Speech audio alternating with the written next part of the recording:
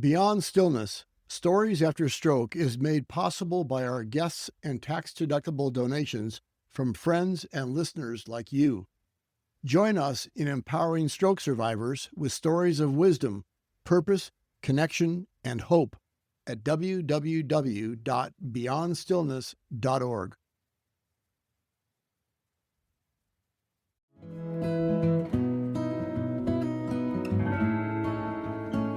This week on Beyond Stillness, Stories After Stroke, we will hear from guest Roz Himes. She'll offer her story entitled, My Encore Life. She shares about ways she prepared herself to return to work as a special education teacher. She offers tips for overcoming fear and preparing for life outside the house. She urges others to find creative ways to continue to live their own passion and purpose. Thank you for joining us for Part 1, Roz Himes' story.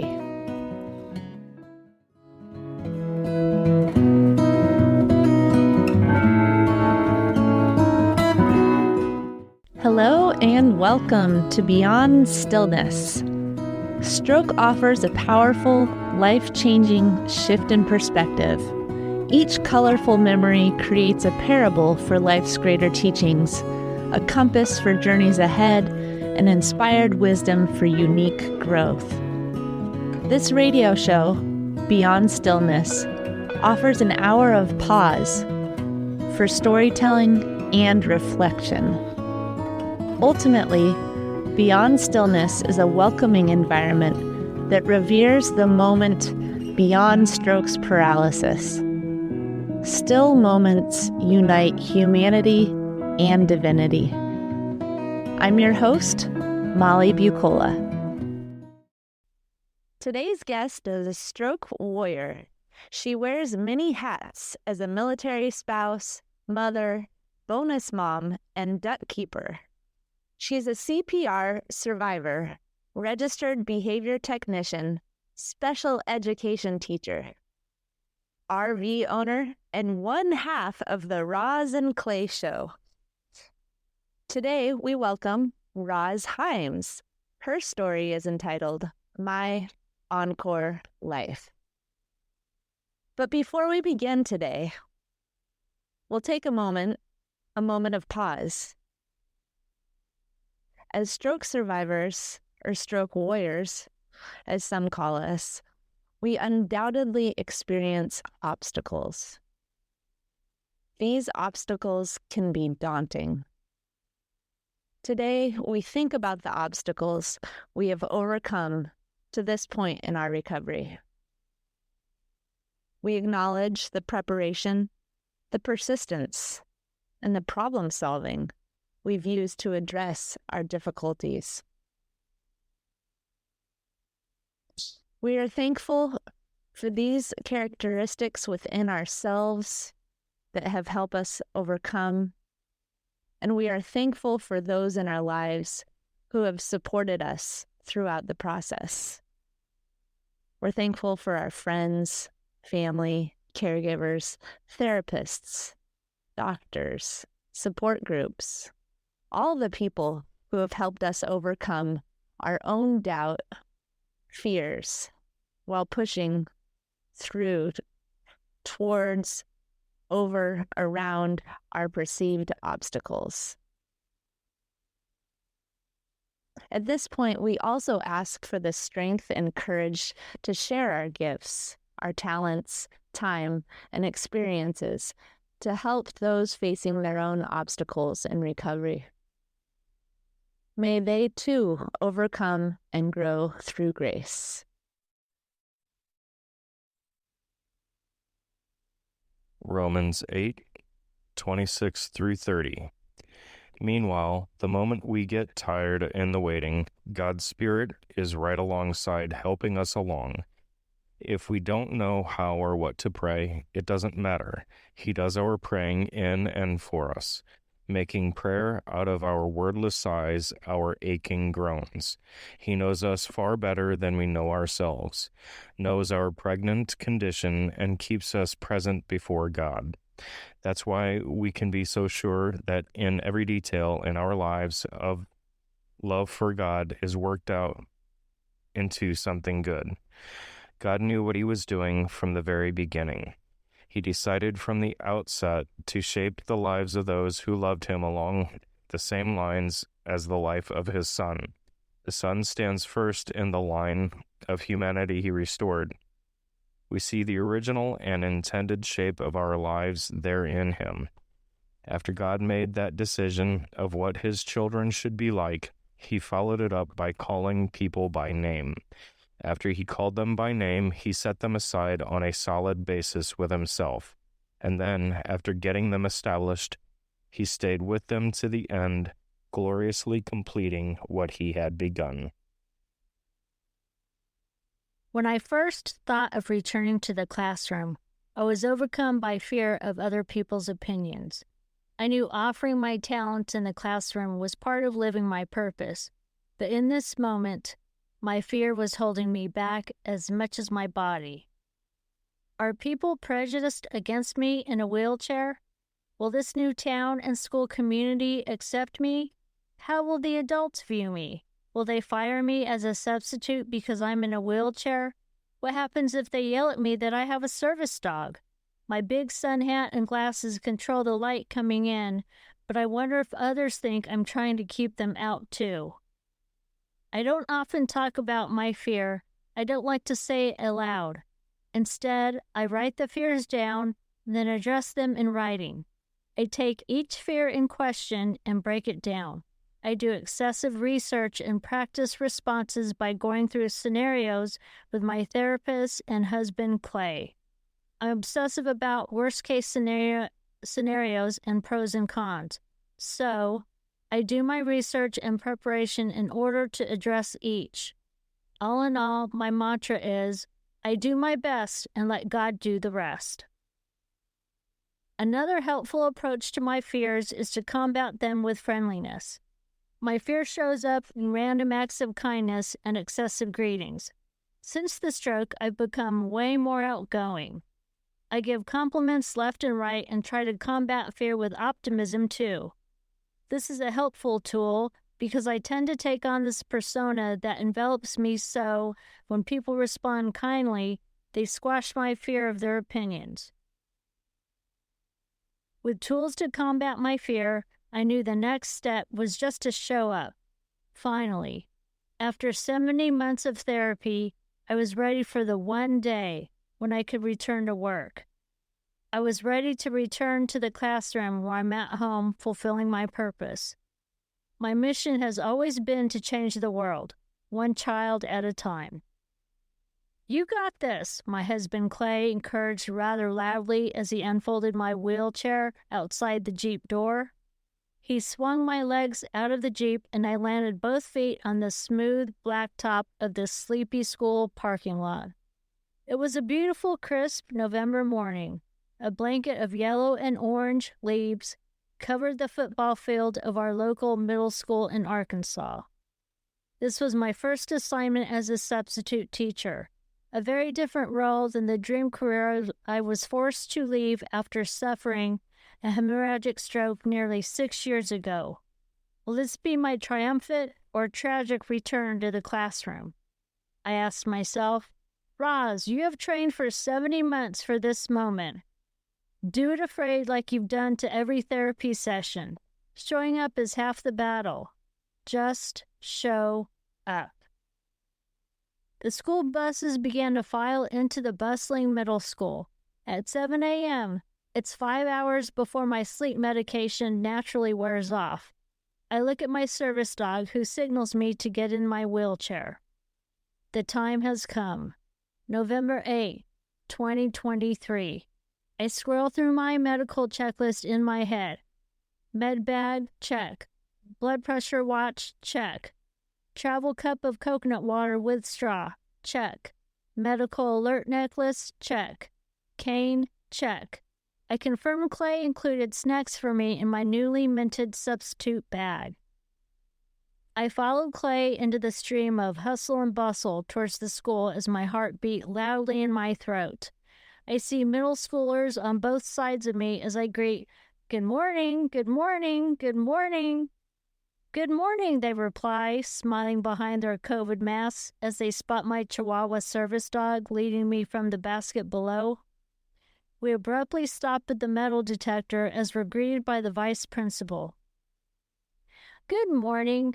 I'm the substitute for your wonderful Mrs. Edwards Career Opportunities class, and this is my equipment manager, Mr. Himes, and my service dog, Bambi."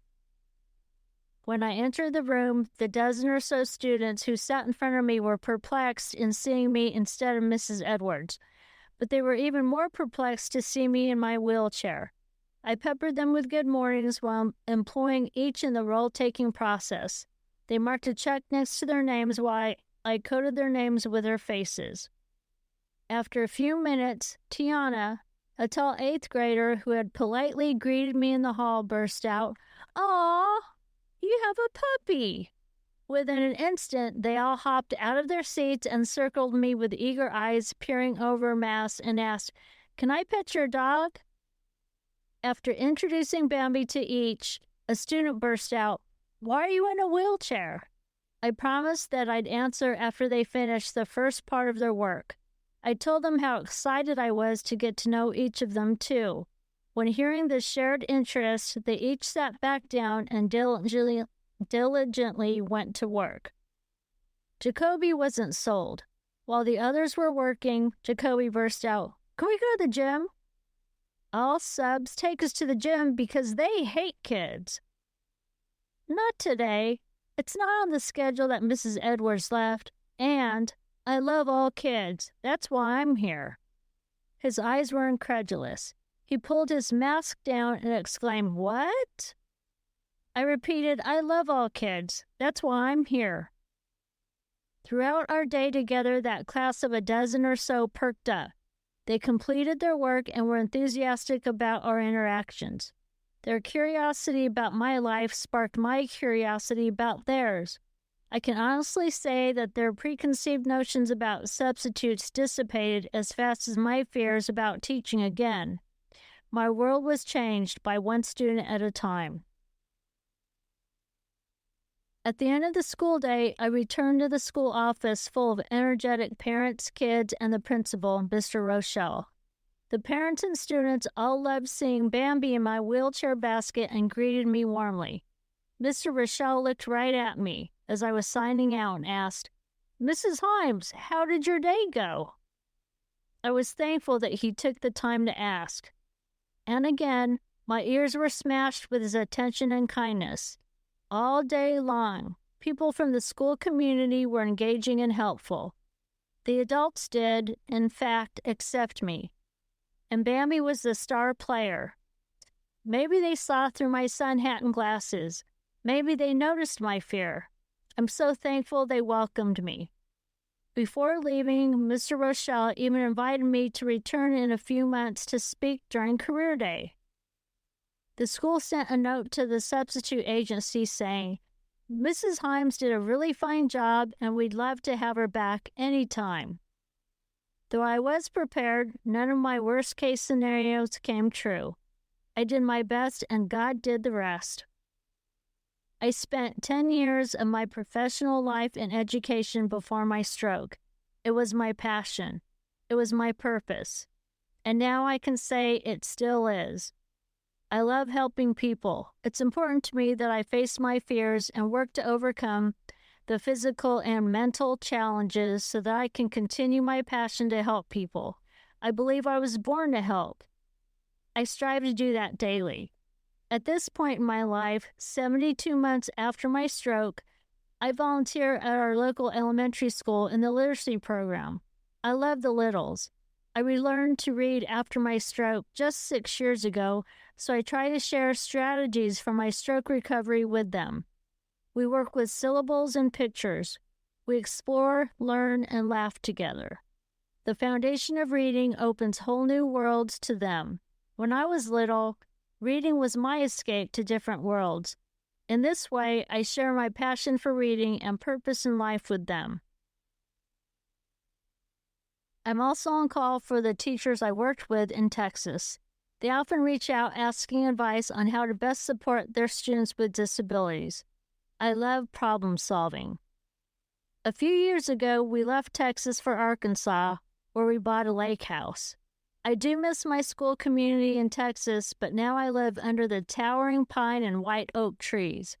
When the wind blows through them, it sounds like the wings of angels. It reminds me of my second chance and that life is short. I feel at peace when I look out at the water and breathe the fresh air. I'm thankful for the opportunity to live in such a peaceful area. We raise ducks and donate their eggs to the local food bank. This is another way I try to help others. The sound of angel wings remind me that my time is in God's hands. 20 years ago, I visited heaven for 12 minutes but was kicked out. I have a lot to accomplish until I return to heaven. I try to help as many people as I can. I want to make a difference in other people's lives. Someone once told me that you spell love Time, and I hope to devote much of my time on earth, loving others. It's important to fulfill my purpose day by day. I also think it's important for me to articulate my passion and purpose with the stroke community because it's my hope that each person affected by stroke cultivates their passion and lives with purpose. Not only does it help my recovery, I believe it helps everyone around me. Roz, thank you so much for taking time today and throughout the past 5 weeks or so that we've been meeting in order to prepare your story. It's really been a blessing to me to be able to hear your story and the ways that you navigate your obstacles. So thank you for sharing with us. Absolutely, Molly. It's been my pleasure. Yeah, I love it. So before we close today, let us take a moment. Let us take a moment to call to mind the people. Roz mentioned many different people that have helped her throughout her recovery process.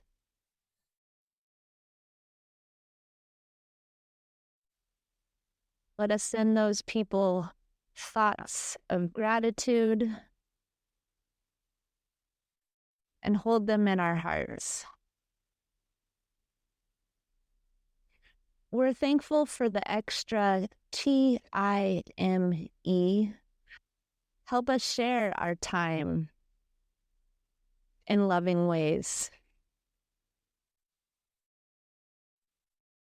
Help us be patient with one another. Help us see the world as a wonderful world as we overcome our hardships.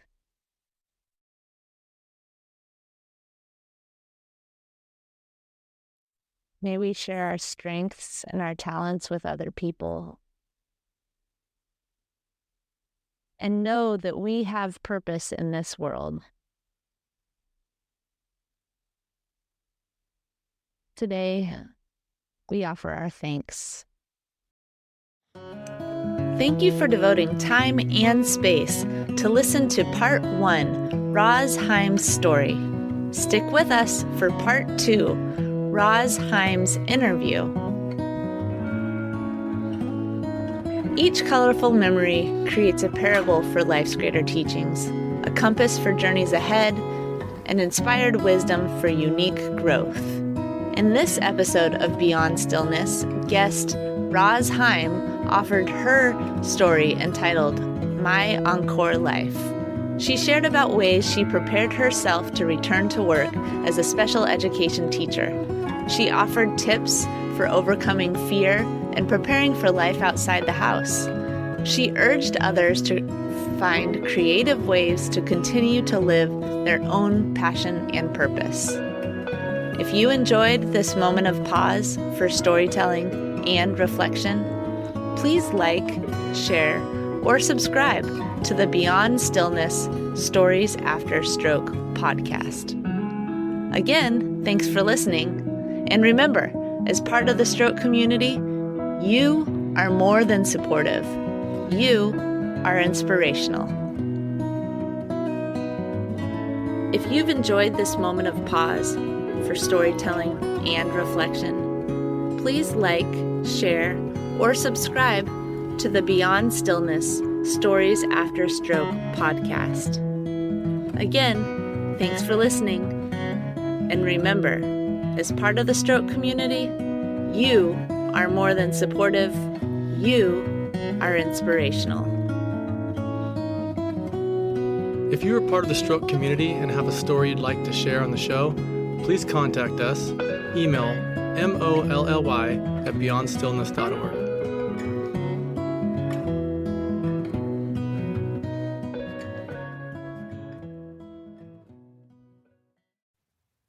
Beyond Stillness, Stories After Stroke is made possible by our guests and tax-deductible donations from friends and listeners like you.